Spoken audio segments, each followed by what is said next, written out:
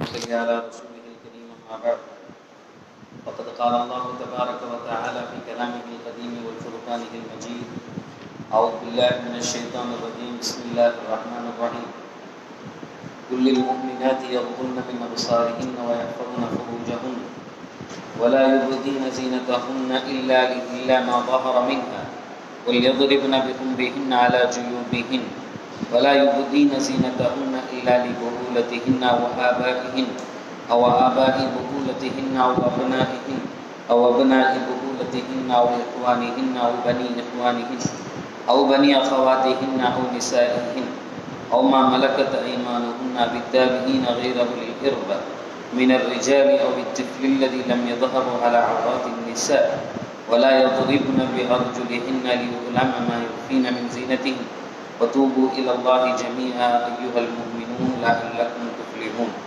صدق الله العظيم. وقال نبينا عليه الصلاة والسلام إنما الأعمال بالنيات وإنما لكل امرئ ما نوى ومن كانت هجرته إلى الله ورسوله فكانت هجرته إلى الله ورسوله ومن كانت هجرته إلى دنيا يصيبها أو امرأة ينكحها فهجرته إلى ما هاجر إليه صدق رسول الله صلى الله عليه وسلم. புகழ் அனைத்தும் அகிலத்தாருக்கு ரப்பாகி அல்லாஹ் ஒருவனுக்கே உரித்தானது. ஸலவாத்தும் சலாமும் நம் உயிருக்குயிரான உயிரினும் மேலான கண்மணி நாயகம் முஹம்மது ரசூலுல்லாஹ் ஸல்லல்லாஹு அலைஹி வஸல்லம் அன்னவர்கள் மீதும் அன்னாரின் வழியிலே வந்த சத்திய சஹாபாக்கள் தோழர்கள் நல்லவர்கள் குறிப்பாக இங்கே குழுமி இருக்கிற நம் அத்துணை பேர்கள் மீதும் அல்லாஹுவின் பேரருள் என்றென்றும் உரித்தாவதாக. கண்ணியத்திற்கும் மரியாதைக்கும் உரிய உலமா பெருமக்களே, வருகை தந்திருக்கிற பாசத்திற்குரிய இஸ்லாமிய சகோதரர்களே, பெரியவர்களே, வாலிப நண்பர்களே, அல்லாஹ் ரப்புல் இஸ்ஸத் நம் மீது செய்த ஒரு பெரிய உபகாரத்தின் வெளிப்பாடாக அந்த அல்லாஹ்வினுடைய வேத வார்த்தைகளை கேட்க புரிந்து கொள்ள அதன்படி செயல்படுத்துவதற்காக நம்மை அல்லாஹ் இங்கே ஒன்று திரட்டி இருக்கிறார். இதனுடைய ஆரம்பம் இதனுடைய முடிவு எல்லாம் அவனையே சார்ந்தது. இந்த வாய்ப்பை நமக்கு தந்ததற்காக வேண்டிய ஆயிரம் நன்றிகளை அவனுடைய தர்பாரிலே அள்ளி சமர்ப்பித்தவர்களாக ரப்பே எங்களை நீ பொருந்தி கொள்வாயாக. யா அல்லாஹ் எங்களுடைய சந்ததிகளை இந்த இஸ்லாத்தின் மீது கியாமத்து நாள் வரை பொருந்தி கொள்வாயாக. யா அல்லாஹ் வாழுகிற காலத்தில் முழுக்க ஷரியத்தின் அடிப்படையில் வாழுகிற நல்ல மக்களாக எங்களை ஆக்கி தருவாயாக. யா அல்லாஹ் மரணிக்கிற போது கலிமத்து தௌஹீதோடு கலிமாவை முடிந்தவர்களாக கடன் பாக்கி இல்லாதவர்களாக எங்களுடைய இபாதத்துகளை முழுமை செய்துவிட்டு உன்னின் மீது நல்லெண்ணம் கொண்ட நிலையில் இந்த உலகத்தை விட்டு மரணிக்கிற அந்த நல்லடியார்களில் எங்களையும் சேர்த்தல் புரிவாயாக. யா அல்லாஹ் எங்களுடைய கபருடைய வாழ்க்கையை சுவனத்தினுடைய ஒரு வாழ்க்கையாக ஆக்கி தருவாயாக. எந்த குரானை நாங்கள் பிரியப்பட்டு வாரம் வாரம் ஒன்று கூடுகிறோமோ அந்த குரானை எங்களுடைய கபரிலே ஒரு நல்ல தோழனாக ஆக்கி தருவாயாக. யா அல்லாஹ் நாளை கியாமத்து நாளில் பெருமானார் ரசூலுல்லாஹி ஸல்லல்லாஹு அலைஹி வஸல்லம் அவருடைய முபாரக்கான கரத்தினால் நீர் வாங்கி அருந்துகிற பாக்கியமிக்க உம்மத்துகளில் எங்களையும் சேர்த்தல் புரிவாயாக. யா அல்லாஹ் நாளை சுவனத்தில் நபிமார்களோடும் சித்தீக்கீன்களோடும் சுஹதாக்களோடும் சேர்ந்திருக்கிற அந்த நல்ல மக்களில் எங்களையும் சேர்த்தல் புரிவாயாக. யா அல்லாஹ் இந்த காலத்தில் வாழுகிற வாலிபர்களை சாலிகின்களாக ஆக்கி தருவாயாக. யா அல்லாஹ் அனைத்து வாலிப பெண்களையும் சாலிஹாத்துகளாகவும் கற்புகளை பேணக்கூடியவர்களாகவும் ஒழுக்கம் பூணக்கூடியவர்களாகவும் ஆக்கி தருவாயாக. யா அல்லாஹ் இந்த மஜ்லிஸையும் இது போன்ற உலகத்தில் எங்கெல்லாம் உன்னை பற்றியும் உன்னுடைய நபியை பற்றியும் பேசப்படுகிறதோ அந்த மஜ்லிஸுகளை உன்னுடைய தனிப்பெரும் கிருபையினால் நீ பொருந்தி அதை பாதுகாப்பாயாக. யா அல்லாஹ் இந்த மஜ்லிஸில் சொல்லப்படுகிற இமாம்களுடைய சஹாபாக்களுடைய தாபீன்களுடைய தாபீன்களுடைய கபறுகளை சுவனத்தினுடைய பூஞ்சோலைகளாக ஆக்கி அவர்களை நீ அங்கீகரித்துக் கொள்வாயாக. கண்ணியத்திற்குரியவர்களே, சூரா நூர் என்று சொல்லப்படுகிற பெருமானார் ரசூலுல்லாஹி ஸல்லல்லாஹு அலைஹி வஸல்லம் உங்களுடைய குழந்தைகளுக்கு சொல்லித்தாருங்கள், குறிப்பாக உங்களுடைய பெண் குழந்தைகளுக்கு படிக்க வையுங்கள், புரிய வையுங்கள் என்று எந்த சூறாவை குறித்து சொன்னார்களோ அதனுடைய விளக்கங்களை நாம் தொடர்படியாக பார்த்து கொண்டு வருகிறோம். அதிலே கடந்த வாரங்களிலே மஹரம் என்று சொன்னால் யார் என்பதை குறித்தான சில தகவல்களோடு நம்முடைய செய்திகளை கடந்த வாரங்களிலே நாம் பார்த்தோம். அதனுடைய தொடராக மஹரம் என்று சொன்னால் யார், அவர்களோடு ஒரு முஸ்லீம் தன்னுடைய குடும்ப உறவில் எப்படிப்பட்ட நிலைப்பாடுகளை எடுத்துக்கொள்ள வேண்டும் என்பதை குறித்தெல்லாம் கடந்த வாரங்களிலே அல்லாஹ் தஆலா இந்த சொன்ன செய்திகளை நாம் விளங்கி கொண்டோம். ஒரே ஒரு தகவலை மட்டும் அது சார்ந்து சொல்லிக்கொண்டு இன்ஷா அல்லாஹ் இன்றைக்குள்ள இந்த ஆயத்து சூரத்து நூருடைய ஆயத்தை குறித்தான சில செய்திகளை நாம் பகிர்ந்து கொள்ளலாம். கடந்த வாரத்திலே சொல்லப்பட்ட ஒரு செய்தியிலே நாயகம் ஸல்லல்லாஹு அலைஹி வஸல்லம் அவர்களோடு பால்குடி உறவிலே யாரெல்லாம் சகோதரர்களாக இருந்தார்கள் என்கிற அந்த செய்திக்கு சில ஆண்களுடைய பெயர்களை இங்கே நான் குறிப்பிட்டேன். அதிலே ஒரு சகோதரர் ஒரு சந்தேகம் கேள்வி எழுப்பியிருந்தார். அபூ சுஃபியான் என்ற ஒரு பெயரை சொல்லியிருந்தீர்கள். அந்த அபூ சுஃபியானுடைய மகளை பெருமானார் திருமணம் முடித்ததாக உறவுகள் வருகிறது. ஒரு பால்குடி சகோதரனுடைய மகளை திருமணம் முடிக்கிற உறவு எப்படி ஏற்றுக்கொள்ள முடியும்?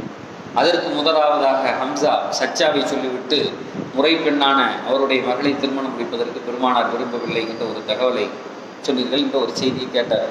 ஏன்னா இதுக்கு முன்னாடியே ஒரு தடவை பெருமானாருடைய அந்த உடல் அமைப்பில் யாரெல்லாம் இருப்பார்கள் என்கிற செய்தியில் அபூ சுஃபியானை குறித்து இதே மஜ்லிஸில் நான் சொல்லியிருந்தேன். அதில் சொல்லும்போது கூட சொன்னேன், அவருடைய மகள் பெருமானாருடைய மனைவி போட்டிருந்த பாயை அபூ சுஃபியான் வீட்டுக்கு வந்தப்போ எடுத்துக்கிட்டாங்க. பெருமானார் உட்கார்ந்திருக்கக்கூடிய ஒரு பாயிலே உட்காருகிற தகுதி தந்தையே உங்களுக்கு இல்லை, நீங்கள் ஒரு காஃபிர் என்று சொல்லி அந்த பாயிலே அமர விடவில்லை என்ற செய்திகளை எல்லாம் ஒரு மஜ்லிஸில் இங்கே நாம் சொன்னோம். அதை குறித்து அவர் ஒரு அழகான கேள்வியை கேட்டார். இப்போ இந்த அபூ சுஃபியானுடைய மகளை பெருமானார் திருமணம் நடத்திருக்காங்க, அபூ சுஃபியான் பால்குடி சகோதரர் அப்படின்னு சொன்னீங்களே அப்படிங்கக்கூடிய இந்த இடத்துல ஒரு குறிப்பு சொல்லணும். அபூ சுஃபியான் என்பது அந்த காலத்தில் வாழ்ந்த ரெண்டு பேருக்கு அபூ சுஃபியான்னு பேர். ஒருத்தருடைய நசப் என்னன்னா அபூ சுஃபியான் பின் ஹாரித், இன்னொருத்தருடைய நசப் என்ன, இன்னொருத்தருடைய வம்சாவளி என்னன்னா அபூ சுஃபியான் பின் ஹர்ப், சஹர் பின் ஹர்ப் என்று சொல்லுவார்கள். ரெண்டு பேரும் அபூ சுஃபியான் தான். ரெண்டு பேரும் அந்த அரபிய சமூகத்தில் ஃபேமஸான ஆளுக தான். ஆனால் அந்த அபூ சுஃபியான் பின் ஹர்ப் என்று சொல்லக்கூடிய அந்த மனிதர் மிகப்பெரிய தலைவராக இருந்தார், குறைஷி தலைவர். அவர் தான் பத்ருடைய நேரத்தில் வேற இடத்திலிருந்து அந்த பொருட்களை வாங்கிக்கிட்டு இஸ்லாத்தை அழிப்பதற்காக வேண்டி வந்த மனிதர் அந்த அபூ சுஃபியான் தான். அவரை போய் கைப்பற்றுவதற்கு தான் பெருமானார் போனாங்க. அப்போ அவர் தப்பி தன்னுடைய சிந்தனையால், பெரிய தலைவர் இல்லையா, அவர் ஸ்கெட்ச் போட்டு அதை விட்டு தப்பிச்சுட்டு மக்களை போய் சொன்னார், என்னை அடிக்க வந்துட்டாங்க, போய் அடிங்கன்னு சொன்னார். இன்னும் எத்தனையோ படைக்களத்தில் தலைமைத்துவமாக இருந்து நடத்தி தந்தவர் அந்த அபூ சுஃபியான் பின் ஹர்ப். அவருடைய மகளைத்தான் நாயகம் ஸல்லல்லாஹு அலைஹி வஸல்லம் அவர்கள் திருமணம் முடித்தார்கள். அவர் இஸ்லாத்துக்கு வந்தது ரொம்ப லேட்டு. ஆனால் அவருடைய மகள் உபைதுல்லாஹ் பின் ஜஹஷ் என்று சொல்லக்கூடிய ஒரு மனிதரை திருமணம் முடித்திருந்தார். அவர் இஸ்லாத்தை ஏற்றுக்கொண்டவுடன் இந்த அம்மாவும் ஏற்றுக்குச்சு. இது எப்போ நடந்துச்சுன்னா ஆரம்ப காலத்தில் இவங்கெல்லாம் முதல் ஹிஜ்ராவுக்கு கிளம்புவதற்கு முன்னாலே அந்த அம்மா இஸ்லாத்தை ஏற்றுக்கொண்டது. அதுக்கு அப்புறம் அந்த கணவர் என்ன செஞ்சார்னா இருத்திதாதாகி அவர் நசராணியாக மாறிவிட்டார். உபைதுல்லாஹ் பின் ஹர்ப் என்று சொல்லக்கூடிய அந்த மனிதர் நசராணியாக மாறிவிட்டார். அதுக்கப்புறம் அந்த அம்மாவையும் கூப்பிட்டார், அங்கிட்டு வாங்க. இந்த அம்மா சொல்லிச்சு நான் வரமாட்டேன் அப்படின்னு இருந்துச்சு. அதை திரும்ப பெருமானார் ரசூலுல்லாஹி ஸல்லல்லாஹு அலைஹி வஸல்லம் அவர்கள் திருமணம் முடித்து கொண்டார்கள். அந்த அந்த அந்த அம்மாவினுடைய பெயர் உம்மு ஹபீபா என்பதாக வரலாற்றிலே பதிவு செய்யப்படுகிறது.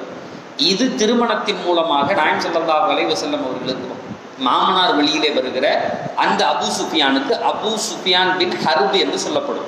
அது ஒருத்தர், அவர் தலைவர், குறைஷி தலைவர். இந்த நம்ம ரெண்டாவது போன வாரம் சொன்னோம் இல்லையா, அபூ சுஃபியான் பின் ஹாரிஸ் என்று சொல்லுகிற ஒரு மனிதர். அவர் யாரு அப்படின்னு கேட்டா நாயகம் ஸல்லல்லாஹு அலைஹி வஸல்லம் அவர்களுடைய சச்சா மகன். அவர் தான் பால்குடி உறவில் நாயகம் ஸல்லல்லாஹு அலைஹி வஸல்லம் அவர்களுக்கு சகோதரர். அவர் தான் ஃபத்தஹ் மக்காவினுடைய நேரத்தில் இஸ்லாத்தை ஏற்றுக்கொண்டவர். இது வரலாறு. ஃபத்தஹ் மக்காவினுடைய நேரத்தில் இஸ்லாத்தை ஏற்றுக்கொண்டு பெருமானாருக்கு சகோதரராக, பால்குடி சகோதரராக இருந்தவர். அதனால இந்த குழப்பம், இந்த வித்தியாசம் நாம் விளங்கி கொள்ள வேண்டும். ஏன்னா ஒரு ஆள் நினைச்சிட்டு அங்கே அது இடிக்கும். உம்மு ஹபீபாவுக்கு பெருமானார் கல்யாணம் முடிச்சிருந்தாங்களே அவங்க அட்டா. இப்போ அந்த அபூ சுஃபியான் பின் ஹர்பினுடைய மகன் தான் முஆவியா ரலியல்லாஹு தஆலா. முஆவியா பின் அபி சுஃபியான் அப்படிங்கிறது அந்த அந்த குறைஷி தலைவர்கள், அந்த பத்ரோட சம்பந்தப்பட்டவர், முஆவியாவினுடைய தகப்பனார், பெருமானாருடைய ஒரு வகையில் மாமனார். இப்போ இதெல்லாம் உள்ளவர் அந்த அபூ சுஃபியான் பின் ஹர்ப். அதனால அந்த பின்னாடி உள்ள அடைமொழியை சொல்லிக்குவாங்க. அபூ சுஃபியான் பின் ஹாரிஸ் அப்படிங்கிறவர் பெருமானாருடைய சச்சா மகன். பெருமானாருடைய அதே கொஞ்ச காலம் வித்தியாசமானவர். அவரும் பெருமானாரோடு அந்த ஹலீமத்து சாதியாவினிடத்தில் பால் குடித்தவர். அதே மாதிரி பெருமானாருக்கு எதிராக கவிதைகளை எழுதியவர். பெருமானார் இவரையும் கொள்ள சொன்னாங்க.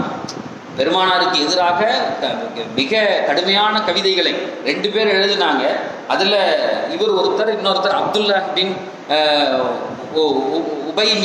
உமையா, அபி உமையா என்ற ஒரு நபர்.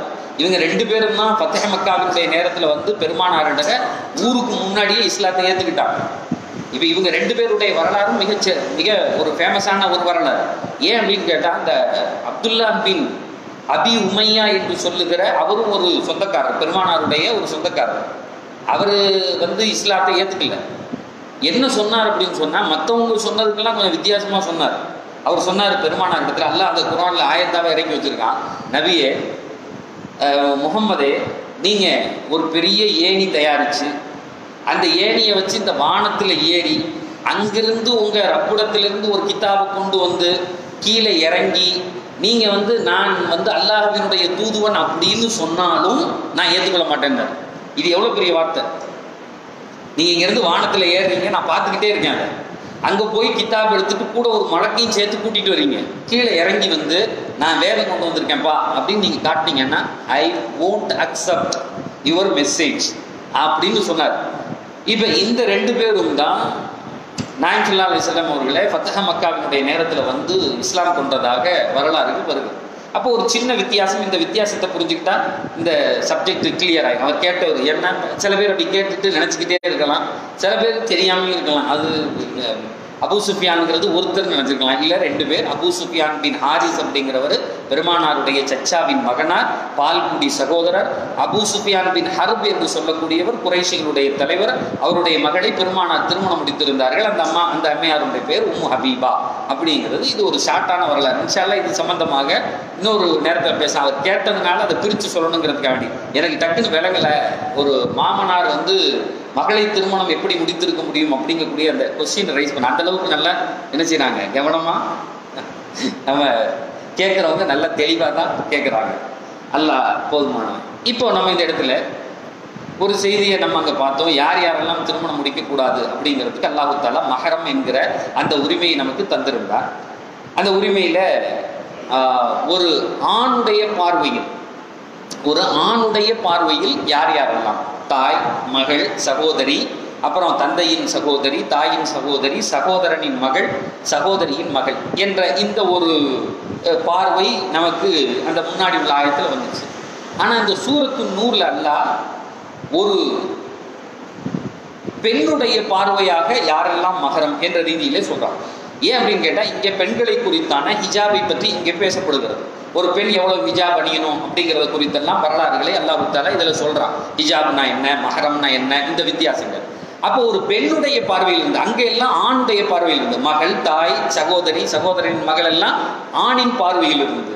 இது பெண்ணின் பார்வையில் இருந்து. ஒரு பெண் தன்னுடைய யாருக்கெல்லாம் அவர்கள் ஹிஜாப் அணிய வேண்டும் அல்லது ஹிஜாப் இல்லாமல் எந்த ஆணுக்கு முன்னால் எல்லாம் நிற்கலாம் அப்படிங்கிறத குறித்து அல்லாஹ் தஆலா போன வாரம் சொல்லும்போது கூட அப்புறம் சில சகோதரர்கள்ட்ட கேட்டேன், விளங்குச்சா அந்த செய்தி சொன்னது, இல்லைன்னா இன்னொரு தடவை போட்டு கேளுங்க.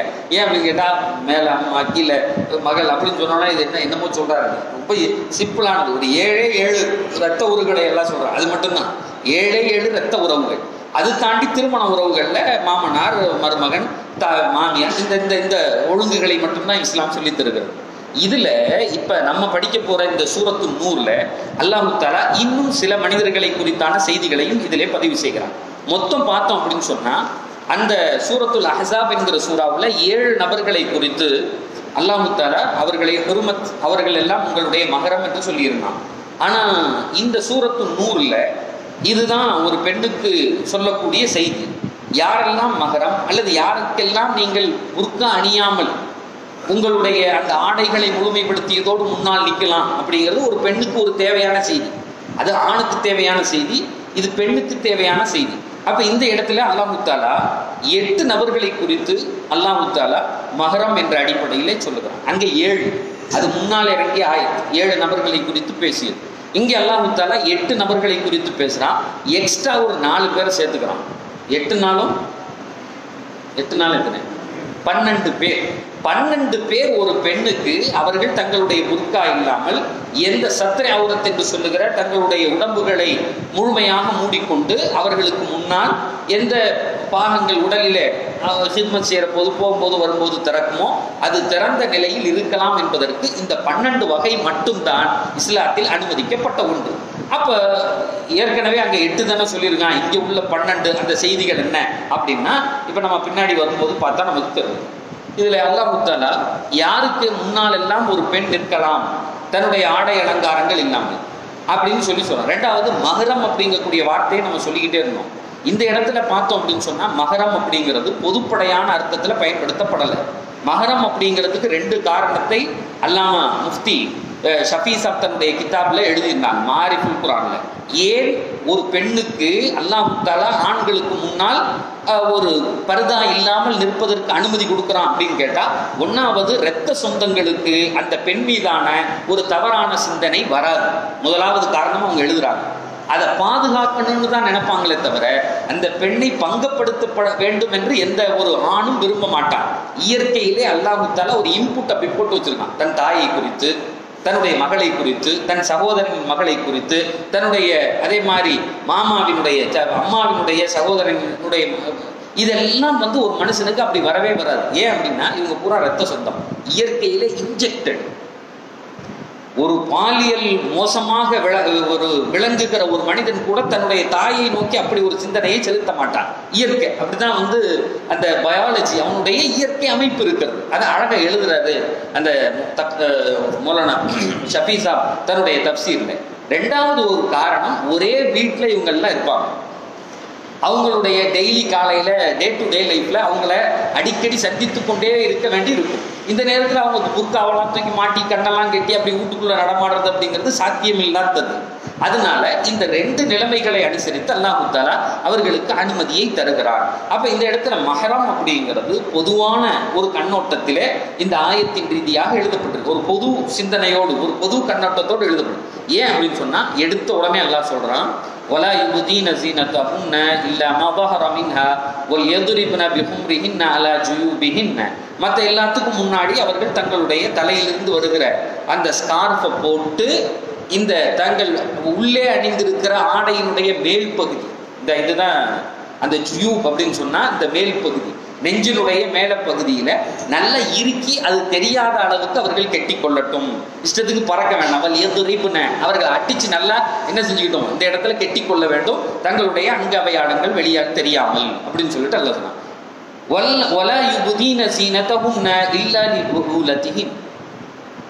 அவர்கள் தங்களுடைய அலங்காரங்களை வெளிப்படுத்தக்கூடாது. இல்லா லி புரூலத்திஹின்ன. புரூலத் என்ற வார்த்தைக்கு கணவன் என்ற அர்த்தம். தங்களுடைய கணவனுக்கு முன்னால், தங்களுடைய கணவனுக்கு முன்னால் தங்களுடைய ஆடை அலங்காரங்களை அவங்க என்ன செஞ்சுக்கலாம், வெளிப்படுத்தி கொள்ளலாம். இப்போ இந்த இடத்துல ஒரு கேள்வி வரும், மகரம்னு சொன்னீங்களே, கணவனை கல்யாணம் முடிக்கலாம், மகரமான ஆளை கல்யாணம் முடிக்க முடியாது, அவருக்கு கல்யாணத்துக்குள்ள வரமாட்டார். ஆனால் இங்கே எல்லாம் என்ன சொல்றான்னா, முதல்ல உன்னுடைய கணவன் அப்படின்னு சொல்றான். இந்த இடத்துல தான் ஒரு தகவல் ஒன்று கிதாபுகளில் எழுதும்போது எழுதுனாங்க. இந்த இடத்துல பொதுப்படையான அந்த தன்மையை குறித்து அல்லாஹ் பேசலை அப்படிங்கிறது ஒன்று. மஹரம் அப்படிங்கிற பொது நீதியில் பேசுகிறானே தவிர இந்த ஃபுக்கஹாக்கள் வைத்திருக்கக்கூடிய திருமணம் முடிக்க முடியாது அப்படிங்கக்கூடிய அர்த்தத்தில் இங்கே அல்லாஹ் பேசலை. மஹரம் அப்படிங்கிறது இந்த வார்த்தையில் இல்லை. ஏன்னா ஆடை அணிகள் சம்பந்தமாக மட்டும் அல்லாஹ் பேசுகிறான் ஒரு செய்தி. ரெண்டாவது சொல்கிறாங்க, குர்ஆன்ல ஹதீஸில் எங்கே எடுத்துக்கிட்டாலும் கணவன் மனைவி அப்படிங்கிறதுக்கு பயன்படுத்தக்கூடிய வார்த்தை ஜவுஜ் என்கிற வார்த்தை. அரபியில் பயன்படுத்தக்கூடிய கூட சில நேரத்தில் ஜவுஜா சொல்லுவாங்க. ஜவுஜா அப்படின்னு சொன்னால் மனைவி, ஜவுஜ்னா. ஆனால் குர்ஆன்ல அல்லாஹ் தஆலா பெண்ணுக்கும் சேர்த்து ஜவுஜின்னு பயன்படுத்துகிறான். ஜவுஜ் அப்படின்னு சொன்னால் பேர் அப்படின்னு அர்த்தம். ஒரே மாதிரி ஒத்த சிந்தனையுடைய 2 ஒன்றாக இருப்பது, இதுக்கு பேர் தான் ஜவுஜ். ஒரு பொருள் 2ஆக இருப்பது அல்லது ஒரு பொருள் அதை சார்ந்து இருப்பது, அது போன்ற பொருட்கள், அதுக்கெல்லாம் ஜவுஜ் அப்படின்னு சொல்லிட்டு குர்ஆன்ல பயன்படுத்தப்படும். இது சம்பந்தமாக ஏற்கனவே ஒரு நீண்ட செய்தியை நான் இங்கே இதை மஜ்லிஸில் சொல்லும்போது சொன்னேன். ஏன்னா அல்லாஹ் குர்ஆன்ல சொல்றான், உதுகுலுல் ஜன்னத அன்தும் வ அஸ்வாஜுக்கும் துஹ்பரூன். நாளை கியாமத்து நாளில் எல்லா மனிதர்களும் நிற்கிற போது அந்த சொர்க்கவாசிகள் அழைச்சு சொல்லப்படுமா, உதுகுலுல் ஜன்னா, சொர்க்கத்துக்குள்ள போங்க, நீங்களும் உங்களை சார்ந்தவர்களும் உங்களுடைய மனைவியும் எழுதுறாங்க. ஆனால் தஃப்சீர்ல மனைவி மட்டுமல்ல, உங்களை சார்ந்தவர்கள். ஒரு மனுஷன் சுவனத்துக்குள்ள போகும்போது தன்னுடைய முழு குடும்பத்தையும் கூட்டிகிட்டு தான் போவான். பெருமானார் குறித்து சொல்லும் போது சொன்னாங்க, அதுதான் ஒரு மனிதனுக்கு பெரிய சந்தோஷம். இந்த சைடில் மனைவி, இங்கே மகன், இங்கே பக்கத்தில் மகள், குடும்பத்தார் எல்லாம் சேர்த்து அப்படியே ஆனா அதுக்கு நேர் எதிராக நரகத்தை குறித்து பேசுகிற போது அல்லாஹ் சொல்லுவான் தனித்தனியாக, இண்டிவிஜுவல். ஒரு மனிதன் லோன்லினஸ், அலோன், அவன் தனியா தான் அங்க போக முடியும். அந்த சித்திரவதை பேசுறது கூட யார்கிட்டையும் செய்திகள் இருக்காது. யார்கிட்டையாவது ஒரு மனசு விட்டு பேசி அந்த அதாபிலிருந்து தன்னை தற்காத்துக் கொள்ளலாம், கிடையாது. வேதனையை விட இன்னும் கொடிய வேதனை விளங்குதா? அந்த அதைத்தான் அல்லாஹ் தஆலா அந்த இடத்துல நீங்களும் உங்களை சார்ந்தவர்களும் நுழையுங்கள் என்று சொல்றாங்க. இந்த இடத்துல அல்லாஹ் தஆலா ஜௌஜ் அப்படின்னு சொல்லாம, உங்களுடைய கணவனுக்கு முன்னால் நீங்க உங்களுடைய ஆடை அலங்காரங்களை பர்தா இல்லாம அலங்காரங்களோடு இருக்கலாம் அப்படின்னு சொல்றதுக்கு பதிலாக ஏன் புஹூலத் என்ற வார்த்தையை பயன்படுத்துகிறாங்க அப்படிங்கக்கூடிய ஒரு. இப்ப இந்த புஹூலத் அப்படி ஏன் இது சொல்றேன் அப்படின்னு சொன்னா, இது மேலோட்டமாக கிதாபுகள்ல அப்படி எழுதியிருக்காங்க, கணவன் அப்படின்னு போட்டு தள்ளிட்டாங்க. சில பேர் தான் இதுக்குள்ள ஏன் இப்படி ஒரு வார்த்தை அப்படிங்கிறதுக்குள்ள நிற்கிறாங்க. இந்த புஹூலத் அப்படிங்கிறதுடைய அசல் அர்த்தம் என்ன அப்படின்னு சொன்னா பொறுப்புதாரின்னு அர்த்தம். புஹூலத் அப்படிங்கக்கூடிய வார்த்தைக்கு கணவன் அப்படிங்கிறது ஒரு அர்த்தம் சொல்றாங்க, இன்னொரு அர்த்தம் பொறுப்பாளர் அப்படின்னு எழுதப்படுது. குர்ஆனுடைய ஆயத்துகள் அப்படி நம்ம தேடி பார்த்தோம் அப்படின்னு சொன்னா, இந்த ஆயத்து இந்த வார்த்தை அல்லாஹ் எங்கெல்லாம் பயன்படுத்துறான் அப்படின்னு தேடினா அது ஒரு வித்தியாசமான தேடுதலாக இருக்கிறது. என்ன அப்படின்னா, கணவன் மனைவியாக இல்லாத நிலையில் அல்லது ஒரு மனைவி தன்னுடைய கணவரிடத்திலிருந்து இல்லற சுகம் பெற முடியாத நிலையில் இந்த வார்த்தை எல்லாம் அந்த இடத்துல சொல்றோம். அது சொல்றது புரியுது. ஒரு கணவன் தலாக் விட்டுட்டான், மனைவி வீட்டுல இருக்கா, இத்தால இருக்காங்க இந்த அம்மா. இந்த கணவன் அந்த வீட்டுக்கு போவாரு வருவார், ஆனா அந்த அம்மாட்ட போய் அவரோடு இல்லற சுகமோ அல்லது குடும்பமோ நடத்த முடியாது. அந்த அம்மா இத்தால இருக்கும், மீட்டுக்கணும்னு நினைச்சா அப்புறம் மீட்டுக்கலாம், அந்த ரஜை என்கிற அந்த தலாக்குல மீட்டுக்கலாம். இந்த நேரத்துல அந்த கணவனை சொல்லுகிற வார்த்தை வஹூலா அப்படின்னு சொன்னாங்க. அது அல்லாத ஒரு கணவன் வயது முதிர்ந்த நிலையில் தன்னுடைய மனைவியோடு சேர முடியாத அந்த நிலையில, ரொம்ப வயசு, இந்த அம்மாவுக்கு வயசு அந்த அம்மாவுக்கு வயசு, கணவன் மனைவியாக இருக்காங்க, ஆனா இல்லற சுகங்கள் இல்லைன்னா அந்த இடத்துல இந்த வார்த்தை எல்லாம் சொல்லுவாங்க. மூணாவது, நோயாளியாக இருக்கக்கூடிய நிலையில், இப்படிப்பட்ட நிலையில் தான் இந்த வார்த்தை வருகிறது. அதிலிருந்து எடுக்கக்கூடிய உலமாக்கள் எழுதுகிறார்கள், வஹூலத் அப்படின்னு சொன்னா அப்ப கணவன் அப்படிங்கிறது அந்த பந்தத்தில் இணைந்திருப்பவர்களை குறித்து கணவனை சேர்த்துக்கலாம். அது அல்லன்னா, கணவன் இல்லைன்னா யார் அந்த அம்மையாருக்கு பொறுப்பாக இருக்கிறார்கள் சொல்லுறது. இப்போ ஒரு பெண்ணு தலாக் விடப்பட்டா தன்னுடைய சகோதரனுக்கு கீழே அல்லது தன்னுடைய தகப்பனாருக்கு கீழே அல்லது யார் இல்லைன்னா யார் அந்த படிநிலையில் வருகிறார்களோ அவங்க வீட்டுக்கு போய் அந்த அம்மையார் காலத்தை தள்ளுறான்னா, இப்ப யார் அவருடைய பொறுப்பாளியோ அவருக்கு பேர் வஹூலத் என்று சொல்லப்படும். அவர் மகரமா தான் இருப்பார், ஆனா இந்த இடத்தில் அவருக்கு சொல்லப்படுகிற பேர் வஹூலத். அந்த அர்த்தம் உங்களுக்கு வழங்குன்னு நினைக்கிறேன். அப்ப ஜௌஜ் அப்படிங்கிறத ஏன் போடலாங்கிறதுக்கு இன்னொன்னு, ஜௌஜ் அப்படின்னு போட்டிருந்தா ஒரு கணவனுக்கு தன்னுடைய மனைவி எல்லா வகையிலும் அந்த கணவனோடு தன்னுடைய இல்லற வாழ்க்கையில் எல்லாத்தையும் திறந்து காண்பிப்பதற்கு அனுமதிக்கப்பட்ட ஒன்று.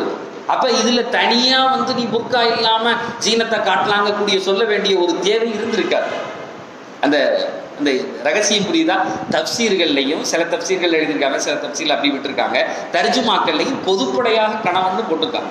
திருமண பந்தத்தில் குடும்ப விவகாரத்தோடு இருந்தால் அவர் ஜௌஜ், திருமண பந்தத்தில் இல்லை பொறுப்புதாரியாக இருந்தால் அவருக்கு பேரும் இந்த இடத்துல வஹூலத் என்று சொல்லப்படும் என்கிற அந்த தகவலுடைய பதிவோடு, முதலாவது செய்தி, கணவனுக்கு முன்னால் ஒரு பெண் தன்னுடைய ஆடை அலங்காரங்களில் முழுமையாக வெளிப்படுத்தலாம் என்பதை இஸ்லாம் அனுமதி தருகிறது. ஆனாலும் கூட சில ரிஸ்ட்ரிக்ஷன். அன்னை ஆயிஷா அவர்கள் சொல்லுகிறார்கள், மா ரஅய்து மின்ஹு வலா ரஅ மின்னி, பெருமானார் வாழுகிற காலத்தில் என்னுடைய அங்க அவயங்களை, என்னுடைய அந்த மறைக்க வேண்டிய பகுதிகளை அவர்களும் பார்த்ததில்லை, நானும் அவர்களிடத்திலிருந்து பார்த்ததில்லை. இந்த ஹதீஸ்ல இருந்து எழுதுறாங்க, மக்ரூஹ், தேவையில்லாமல் ஒரு மனிதன் தன்னுடைய மனைவியாக இருந்தாலுமே அங்க மறைக்கப்பட வேண்டிய அந்த செய்திகளை பார்ப்பது என்பது மக்ரூஹ். அது சார்ந்த ஹதீஸ்கள் நிறைய வருகிறது. நீங்கள் உங்களுடைய தேவைக்காக வேண்டி சென்றால் அந்த இடம் வரை நீங்கள் பர்தாவோடு இருங்கள், அதுதான் உங்களுக்கு நல்லது, கழுதைகளை போன்று இருக்க வேண்டாம் என்கிற செய்தியும் பெருமானார் சொல்லித் தருகிறார். அப்ப அது மக்ரூஹ், வெறுக்கத்தக்க ஒன்று அப்படின்னு நம்முடைய ஹதீஸ்கள்ல நமக்கு பதிவு செய்யறாங்க. ரெண்டாவது, இது முதலாவது கணவர் அல்லது பொறுப்புதாரி அப்படின்னு வச்சுக்கலாம். முதலாவது பொறுப்புதாரிக்கு முன்னே தன்னுடைய அலங்காரங்களை புர்கா இல்லாம அலங்காரங்கள் அப்படின்னு சொன்னா என்ன அப்படிங்கக்கூடிய கேள்வியும் வருகிறது. இப்ப எந்த அளவுக்கு தங்களுடைய ஆடைகளுடைய நிலைகளிலே அவர்கள் கொஞ்சம் ஃப்ரீயா இருக்கலாம் அப்படின்னு கேட்டா ஹதீஸ்கள்ல எழுதுறாங்க, இது அந்தந்த நாட்டினுடைய சூழ்நிலைகளை பொறுத்து. எதையும் நம்ம ரெஸ்ட்ரிக்ட் பண்ண முடியாது, இப்படி தான் இருக்கணும் அப்படிங்கிறதுக்கு அல்ல. அந்தந்த நாட்டில் அந்தந்த ஊர்களுடைய அந்த ரவாஜில் இருக்கக்கூடிய ஆடைகளை அந்த பெண் முழுமையாக அணிந்து கொள்ளலாம். அதில் குறிப்பாக தலைமுடி வெளியே தெரிகிறது, அந்த சாப்பாடு வைக்கிற நேரத்தில், போகிற நேரத்தில், வர்ற நேரத்தில் தலைமுடி வெளியே தெரிகிறது, அல்லது இந்த கழுத்து பகுதி, கையினுடைய பகுதி, முதுகு பகுதியில் இது மாதிரி சில இடங்கள் வெளியே தெரிகிறது. அந்த அது வெளியே தெரியாத நிலையில் அவரால் நடக்க முடியாதே, அப்படிப்பட்ட செய்திகளை வெளியே தெரிவது கூடும். இதுதான் அந்த ஒரு மகரமான ஆளுக்கு ஹலால் ஆக்கப்பட்ட செய்தி. மற்ற எல்லாம் இல்லை, புர்கா மட்டும் போடக்கூடாது, மற்ற மூட வேண்டிய அந்த அங்கங்களை மூட வேண்டும். இது வெளியே தெரியக்கூடிய பகுதிகளை அவர்களுக்கு முன்னால் அதோடு அவர்கள் இருக்கலாம். அதை பார்ப்பதால் இவருக்கும் குற்றமில்லை, அது தெரிவதால் அந்த அம்மையாருக்கும் குற்றமில்லை என்பதாக ஹதீஸ்களிலே வரைக்கும். இது ஊருக்கு ஊர். இப்போ நம்ம நாட்டில் எடுத்துக்கிட்டாலும் அதிகபட்சமாக சேலை, அப்படி இல்லைன்னு சொன்னால் நைட்டி, இது மாதிரி போடுறாங்க. அரபு நாடுகளை பொறுத்த அளவுக்கு இன்னைக்கு கழுத்துலேருந்து ஆரம்பித்து நைட்டி மாதிரி உள்ள அந்த ஆடையை நல்ல லூஸ் ஆடையை கீழே வரையும் கை ஃபுல் கை இருக்கும், அதை தான் அவங்க போட்டிருப்பாங்க. அரபு நாடுகளில் இன்றைக்கும் போடக்கூடியது அந்த நைட்டிலே முழு கை வச்ச நைட்டி நல்ல லூஸாக இருக்கும், கீழே வரையும் மூடிருக்கும், கீழே வரையும் மூடிருக்கும். அது அவர்களுடைய இயற்கையான ஒரு ஆடை. அதனால இதை கிதாபுகளில் எழுதும்போது சொல்கிறாங்க, தெர் இஸ் நோ ரெஸ்ட்ரிக்ஷன். இதில் இல்லை, அந்தந்த ஊர்களில் எந்த ஆடைகளை அணியக்கூடியது வழக்கமாக இருக்கிறதோ அந்த குடும்பங்களில் ரொம்ப. அதே நேரத்தில் ஒரு பெண் தன்னுடைய தொப்புளிலிருந்து முட்டுக்கால் வரை எது ஹராமாக மறைக்கக்கூடிய பகுதிகள் இருக்கிறதோ அதை எல்லாருக்கும் முன்னாடியும் மறைச்சு தான் ஆகணும். இது ஷர்த். ரெண்டாவது, ஒரு மஹரமாக இருந்தாலுமே அவருடைய பார்வை தவறாக தெரிகிறதுன்னா ஒரு பெண் தன்னை மறைத்துக் கொள்வது கட்டாய கடமை. ஏன் அப்படின்னு சொன்னால் ஹதீஸ்களில் வருகிறது, யார் ஒருவன் மகரமான ஒரு பெண்ணின் மீது தவறான அல்லது ஒரு ஜினாவினுடைய ஒரு விபச்சார சிந்தனையை செலுத்துகிறானோ அவனை உடனே கொன்றுன்னு ஹதீஸில் வரும். அது அடித்து ஹத்தடிச்சு அந்த செய்திலாம் இல்லை, ஆழக்காலி கத்தல் அவனுக்குரிய ஒரே செய்தி அது மட்டும்தான். ஏன்னு கேட்டால் தன்னுடைய இயற்கையை மிஞ்சுகிறான். அவனுக்கு இறைவனா அவங்க போட்டிருக்கான்ல, தன் தாய் சார்ந்து தன் சகோதரி சார்ந்து இப்படியெல்லாம் ஒருத்தனுக்கு ஒரு காம இச்சை வருது அப்படின்னு சொன்னால் தப்துலு, அதுதான் ஹதீஸில் வரக்கூடிய தீர்வு. அதுக்கு there is no secondary, அடுத்த தீர்வு அல்ல. அப்போ இதில் முதலாவது அல்லாஹ் சொல்கிறான், உங்களுடைய கணவன்மார்கள்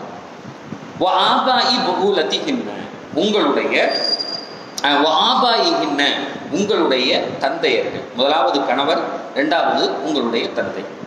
நான் ஏற்கனவே அன்னைக்கு மகரம் பற்றி சொல்லும்போது சொன்னேன், இந்த உறவுகளில் மேலே மேலே மேலே எது இருக்கோ அதெல்லாம் போகும். தந்தை அப்படின்னு சொன்னால் தாதா, அவருடைய தாதா யாரெல்லாம் இருக்காங்களோ இவங்களுக்கு முன்னாடி எல்லாம் ஒரு பெண் தன்னுடைய அந்த புர்கா இல்லாத நிலையில் சத்திரை அவுரத்தோடு தன்னுடைய அவுரத்துகளை மறைத்த நிலையில் நிற்பது கூடும். மூணாவது, உங்களுடைய கணவனின் தகப்பனார்கள், உங்களுடைய கணவனுடைய தகப்பனார்கள், அவர்களுக்கு முன்னால் நீங்கள் புர்கா இல்லாமல் இருப்பது கூடும்.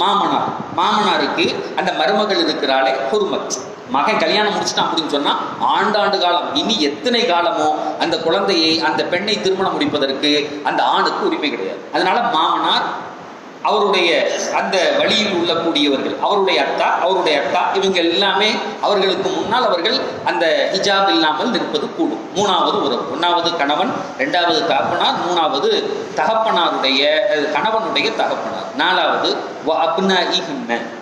தங்களுடைய மக்கள், தங்களுடைய மகன்மார்கள், தங்களுடைய சொந்த குழந்தைகள், அவர்களுக்கு முன்னால் அவர்கள் தங்களுடைய புர்கா இல்லாமல் இருப்பது கூடும். ஏன் அப்படின்னு கேட்டால், இந்த குழந்தைகள் தங்களுடைய தாய் தந்தையரை பற்றி வெளியே அசிங்கமாக அல்லது ஒரு மாதிரியான ப்ரொபகேஷன் ஒரு குழந்தை செய்ய மாட்டான். தன்னுடைய தாய் தந்தையருடைய மானத்தை காப்பாற்றுவதற்கு தான், அல்லது அசிங்கமாக பேசினாலும் கூட எதிர்க்கக்கூடிய ஒரு உணர்வோடு தான் ஒரு குழந்தை இருக்கும். குடும்ப மானத்தை அசிங்கப்படுத்தாது. அதனால குழந்தை. தன்னுடைய கணவன்மார்களுடைய குழந்தை, தன்னுடைய கணவனின் மூலமாக வேறொரு மனைவிக்கு பிறந்த அந்த குழந்தைகள், அவர்களுக்கு முன்னாலும் ஹிஜாப் இல்லாமல் இருப்பது கூடும்.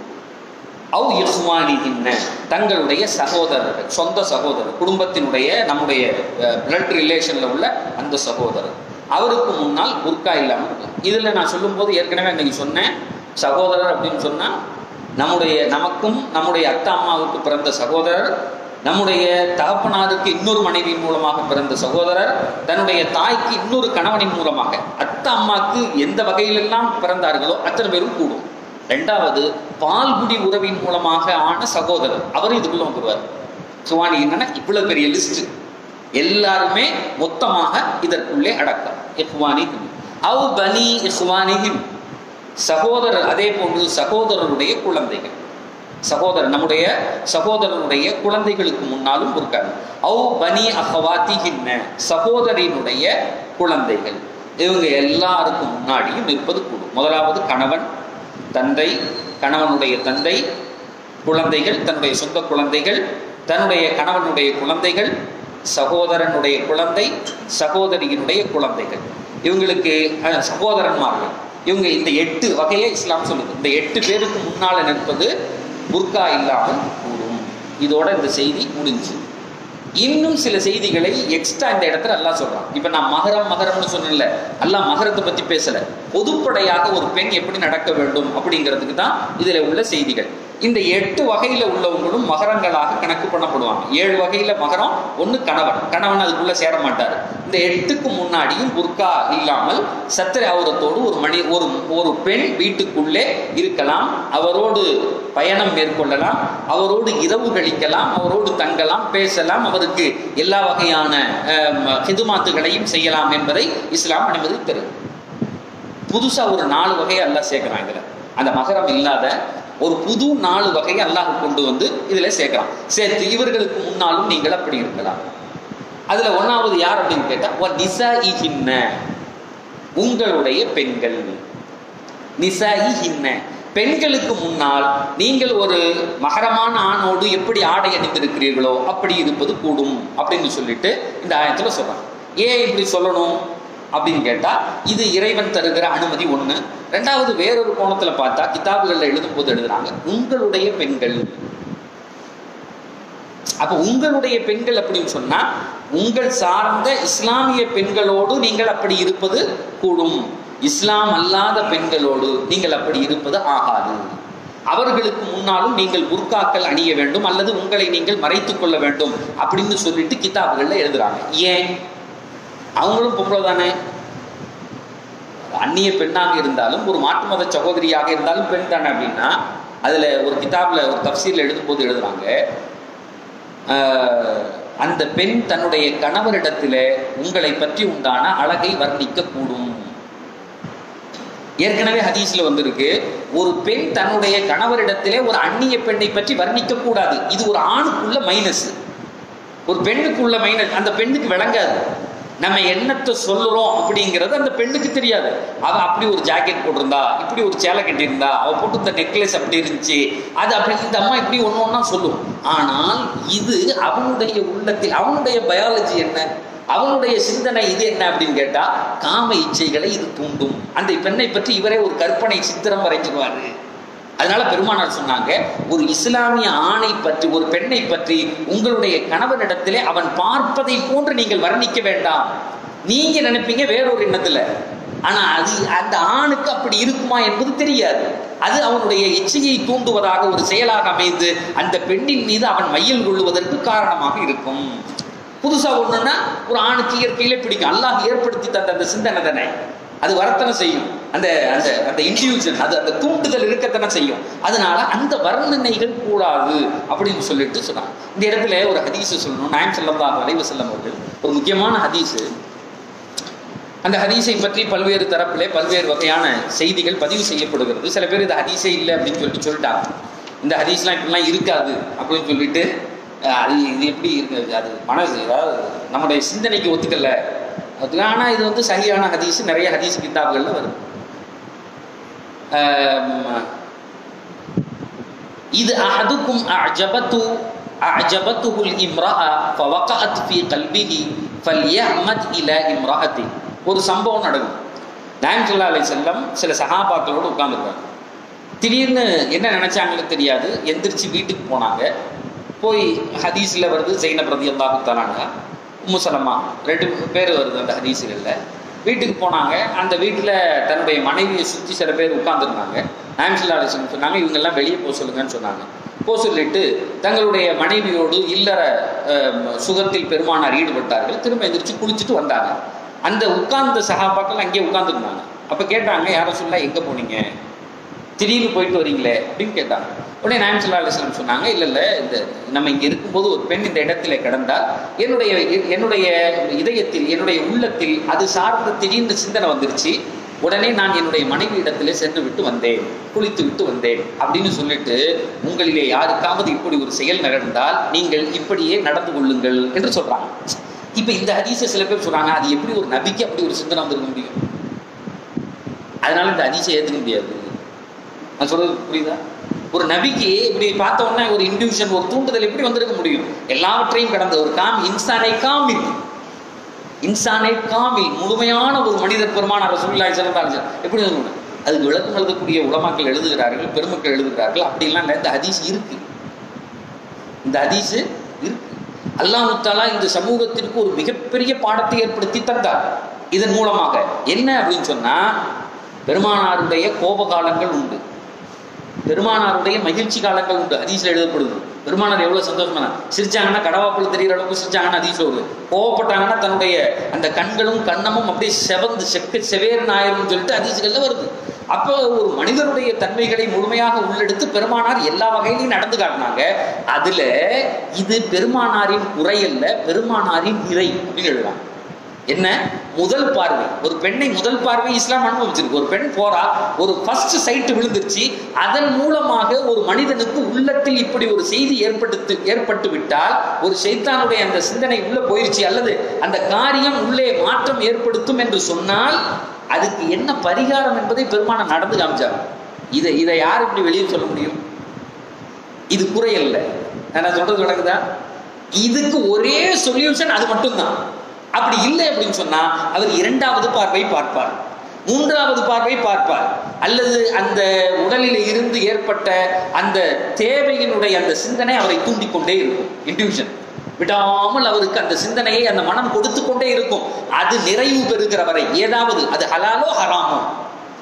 அப்ப பெருமானார் அழகா நடந்து காமிச்சாங்க. இது இந்த உலகத்தில் மனிதர்களாக இருந்து இந்த எண்ணங்களை கடந்து வர முடியாது. ஒருத்தன் ஒரு 18 வயசு ஒரு பையன் இருக்கான் அப்படின்னு சொன்னா, அந்த குறிப்பிட்ட அந்த ஸ்டேஜ்ல அவனுக்கு அந்த எண்ணங்கள் வரத்தான் செய்யும். இல்ல அதெல்லாம் எதுவுமே இருக்கக்கூடாது, அல்லாஹ் நீ சொல்லணும்டா, சொல்ல முடியாது. பெருமானார் சொன்னாங்க, இதுதான் அவனை அடுத்த லெவலுக்கு கொண்டு போறது. அவனுக்கு அதனுடைய இயற்கை நிலையை அவனுக்கு சொல்லிக் கொடுங்க. அந்த அடலேசன்ட் பீரியட் அப்படின்னு சொல்றான் இல்லையா, அவனுக்கு இங்கேயே அங்கேயே தெரியாது. இந்த அடலேசன்ட் ஏரியால அந்த பீரியட்ல அவனுக்கு சிந்தனையும் வரும். அதை எப்படி செலவழிப்பது அல்லது அதை எப்படி பாதுகாப்பது என்பது ஒரு பெற்றோர், ஒரு ஆசிரியர், ஒரு சமூகத்தினுடைய கடமை அவனுக்கு கற்றுத்தருவது. அற்புதமான ஒரு ஹதீஸ். நாயகம் ஸல்லல்லாஹு அலைஹி வஸல்லம் சொன்னாங்க, இப்படி ஏதாவது ஒரு சந்தர்ப்பத்தில் ஒரு பார்வை விழலாம். ஒரே ஒரு தடவை நடந்திருக்கு. பெருமானார் இதை நமக்கு பாடமாக சொல்லி தந்தார்கள். இப்படி நடந்துச்சு. இது 2-3 வகையில் இந்த ஹதீஸ்ல வருது. இப்படி நடந்து விட்டால் உடனே சொல்றாங்க பக்கத்தால், இப்படி ஒரு நடந்து விட்டால் நீங்கள் உங்களுடைய மனைவியோடு நீங்கள் தீர்த்துக் கொள்ளுங்கள். அந்த பெண்ணிடத்தில் எது இருக்கிறதோ அதுதான் உங்களுடைய மனைவி இடத்திலும் உண்டு. there is only one source அல்லது there is only one result. இது மட்டும்தான் உங்களால் நிகழ்த்த முடியும். இல்லாவிட்டால் அந்த குரங்கு உள்ள போய் உட்கார்ந்து பார்க்கிற வேலை இருக்கே, நீ எவ்வளவு பெரிய அவுளியாவா இருந்தாலும் உனக்கு அவுத்துருவோம் சொல்லிட்டு சொல்றாங்க. கதாலிக்க ஃபஃஅலு, if you see any haram woman, any secondary woman, சொல்லிட்டு ஃபஃஅலு, you do the same what I did, you do the same what I did. இது மட்டும்தான் فإنه من أماثيل أعمالكم إتيان الحلال. உங்களுடைய காரியங்களில் ஹலாலை ஏற்படுத்துவதில் இது தவிர இன்னொரு பாதை உங்களுக்கு இல்லை. அதனால இந்த ஹதீஸ் நபிக்கு இப்படி அப்படி பார்வை அல்ல, இது நமக்கு பாடம் நடத்துறதுக்காக வேண்டி ஏற்பட்ட பார்வை. உலகத்தில் இப்படி நடந்தால் இதுதான். பெருமானார் பார்த்த பார்வை முதல் பார்வை, ஒரு பார்வை. அதில் சிந்தனையை தூண்டப்பட்டது என்பதையும் பெருமானார் தன்னுடைய சஹாபாக்களிடத்திலே பதிவு செய்து அது கிதாபுகளிலே இன்னைக்கு 1400 வருஷத்துக்கும் அந்த கிதாபுகளிலே அந்த செய்திகள் இருக்கிறது. அதை நாம் படிக்கிறோம். இது குறையாக பார்ப்பதற்கல்ல, பெருமானாருடைய நிறைவு தன்மையில் இதுவும் ஒன்று. நமக்கு இப்படிப்பட்ட பாடத்தை பெருமானாரின் வழியாக அல்லாஹ் சொல்லி தந்தானே அப்படிங்கிறதுக்கு இந்த சமூகம் அதற்கு அழுது நன்றி செலுத்த கடமை. இல்லைன்னா தெரியாதுல்ல என்ன செய்யணும்னு. அந்த அழகை பிடிச்சி தொங்குறதல்ல, உன் மனைவியின் இடத்துல இருப்பதுதான் அதுவும். அதற்கான ஒரே தீர்வு இது மட்டும்தான். அதோட அந்த எண்ணம் போயிடும். அதோட அந்த எண்ணம் என்ன செஞ்சிடும்? போயிடும். அந்த சில வினாடிகள் தான். இல்லை அதை விட்டுட்டோம் அப்படின்னு சொன்னா ஏன் அப்படின்னு கேட்டா, பொதுவாகவே மனோரீதியான அந்த செய்திகள் பயிற்றுவிக்கப்படுவது கிடையாது. எவ்வளவு பெரிய தாக்கத்தை அந்த மனம் திரும்ப திரும்ப அவனுடைய மூளையில ஏற்படுத்தி அவனுடைய ரத்தத்துல ஓட வைக்கும், அது ஷைத்தானுடைய எவ்வளவு பெரிய ஆபத்திலே கொண்டு போய் விடும் என்பது தெரியாது. அப்ப இந்த இடத்துல இது ஒரு முக்கியமான நிசாஇஹின்ன, உங்களுடைய பெண்கள் அப்படின்னு பெருமானார் சொன்னார். அப்ப இஸ்லாமிய பெண்களிடத்துல அந்த புர்கா இல்லாத நிலையில் சத்திர ஆவரத்துகளோடு இதுல எழுதும்போது எழுதுனாங்க, ஒரு பெண் இன்னொரு பெண்ணிடத்திலே இருந்தாலும் கூட எந்த பகுதிகள் மறைக்கப்பட வேண்டுமோ அது மறைக்கப்பட்டே ஆக வேண்டும். அவர் பெண் இருக்கிறார் அப்படிங்கிறதுக்காக வேண்டி சும்மா ஏனாதானா என்ற நிலையில் முட்டிக்கு மேலே அல்லது தன்னுடைய திறக்கக்கூடாத பகுதிகளை ஒரு பெண்ணுக்கு முன்னாலும் கூட திறப்பது கூடவே கூடாது, அது ஹராம். சில பேர் எழுதுறாங்க நிசாயிஹின்ன அப்படிங்கிறது பொதுப்படையான ஒரு கருத்து. முஸ்லீம் பெண்கள் மட்டுமல்ல, எல்லாரையும் சேர்த்து தான் எல்லாம் இப்படி சொல்லியிருக்காங்க. ஏன்னா எல்லாரும் பெண்ணு தான், அப்படிப்பட்ட சிந்தனைகள் இருக்காது. அதனால எல்லாருக்கும் முன்னாடி நிற்கிறது கூடும் அப்படின்னு சொல்லிட்டு சில பேருடைய கருத்து. அல்லாமா